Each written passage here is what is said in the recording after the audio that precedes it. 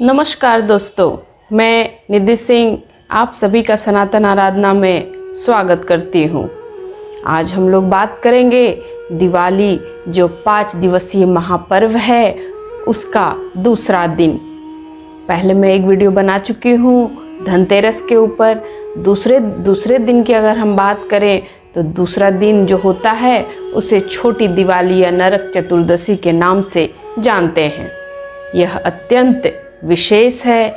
यह दिन 2 महत्वपूर्ण घटनाओं के उद्देश्यों से समर्पित है। सबसे पहले नरकासुर पर विजय। इस दिन भगवान श्री कृष्ण ने अत्याचारी राक्षस नरकासुर का वध करके 16,000 बंधक कन्याओं को मुक्त कराया था। इसलिए इसे नरक चतुर्दशी के नाम से जानते हैं, जिसका अर्थ है नरक से मुक्ति। राज से यमराज का पूजन किया जाता है। इस दिन अकाल मृत्यु से बचने के लिए मृत्यु के देवता यमराज की पूजा की जाती है, जिसे यम दीपक दान भी कहते हैं। आज के इस वीडियो में हम जानेंगे नरक चतुर्दशी पर आपको कौन कौन से 4 कार्य जरूर करने चाहिए, ताकि आपका रूप, सौंदर्य और नरक से के भय से आपको मुक्ति मिल सके। नरक चतुर्दशी को रूप चौदस भी कहा जाता है और इसका संबंध रूप और सौंदर्य से भी है। मान्यता है, ये कहा जाता है कि इस दिन भगवान श्री कृष्ण के स्पर्श से नरकासुर द्वारा बंधक बनाई गई कन्याओं का रूप और सौंदर्य वापस आ गया था। रूप चौदस पर क्या करना चाहिए, आइए वो जानते हैं। सबसे पहले स्नान से पहले इस दिन उपटन लगाएं। सूर्योदय से पहले उठकर स्नान करें, लेकिन स्नान से पहले अपने शरीर पर तिल के तेल की मालिश करें और इसके बाद बेसन, हल्दी, चंदन मिलाकर शरीर पर उपटन लगाएं और उसके बाद स्नान करें। उपटन का महत्व है, माना जाता है कि ऐसा करने से वर्ष भर आपका सौंदर्य और स्वास्थ्य दोनों अच्छा रहेगा और त्वचा से जुड़ी कोई भी बीमारी आपके पास नहीं आएगी। और जल का महत्व है, जल में थोड़ी सी गंगा जल और गुलाब की पंखुड़ियाँ मिलाकर स्नान करें। इसके बाद शुद्ध वस्त्र पहने। स्नान के बाद स्वच्छ और सुंदर वस्त्र धारण करें। रूप चौदस का मुख्य उद्देश्य शरीर और मन को शुद्ध करके दिवाली के लिए तैयार करना है। अब इन सबसे महत्वपूर्ण कार्य है यम दीपक दान। यह दीपक यमराज के लिए जलाया जाता है, जिससे परिवार के सदस्यों को अकाल मृत्यु का भय नहीं रहता। यम का जो दीपक है उसे कैसे जलाएं, इसका सही विधि क्या है, आइए अब वो जानेंगे।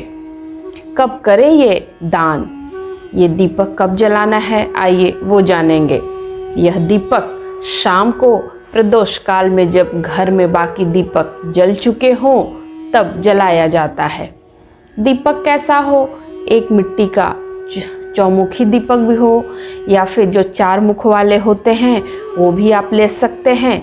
यदि चौमुखी ना हो तो एक मुख वाला जो सामान्य दीपक होता है उसे भी आप जला सकते हैं। इसमें तिल का तेल डालें और कहाँ रखना है इसको, दीपक को घर के जो सबसे बड़े होते हैं वही जलाएं और इसे घर के मुख्य द्वार पर यानी बाहर की ओर रख दें। दक्षिण दिशा की ओर इसका मुख रखें और मंत्र या संकल्प लें। दीपक रखते समय यह बोलें, यमराज के लिए हम दान कर रहे हैं, या फिर ये भी बोल सकते हैं, यमराज मैं आपको यह दीपक समर्पित कर रहा हूँ, कृपया मेरे परिवार की अकाल मृत्यु से रक्षा करें। यह बोलते हुए दीपक बाहर की ओर दक्षिण दिशा की ओर रख दें। ध्यान दें, इस दीपक को कभी भी घर के अंदर नहीं रखते, इसे बाहर ही रखना चाहिए। यम दीपक के अलावा नरक चतुर्दशी की रात को घर में 14 या 17 दीपक जलाने की परंपरा है। कहाँ कहाँ यह दीपक जलाएं? एक दीपक पूजा घर में, एक दीपक धन के स्थान पर जहाँ आपकी तिजोरी हो वहाँ पर जलाएं, एक दीपक तुलसी के पास जलाएं, एक दीपक अगर संभव हो तो पीपल के पेड़ के नीचे जलाएं, एक दीपक रसोई घर के पास और एक दीपक शौचालय के बाहर भी जरूर रखें, जिससे नकारात्मकता आपके घर में नहीं आए। और बाकी दीपक घर में दरवाजे खिड़कियों पर रख दें, आंगन में जलाएं। ऐसा करने से घर में कोई भी नकारात्मक अगर ऊर्जा हो तो वो दूर होगी और घर से दरिद्रता दूर होगी और अगले दिन माता लक्ष्मी का आपके घर में आगमन होगा। नरक चतुर्दशी हमें यह संदेश देती है कि जिस तरह भगवान कृष्ण ने अंधकार पर प्रकाश की विजय दिलाई, उसी तरह हमें भी भीतर के दोषों और अंधकार को दूर करके जीवन को प्रकाशमय बनाना चाहिए। आप सभी को सनातन आराधना परिवार की ओर से छोटी दिवाली की हार्दिक शुभकामनाएं।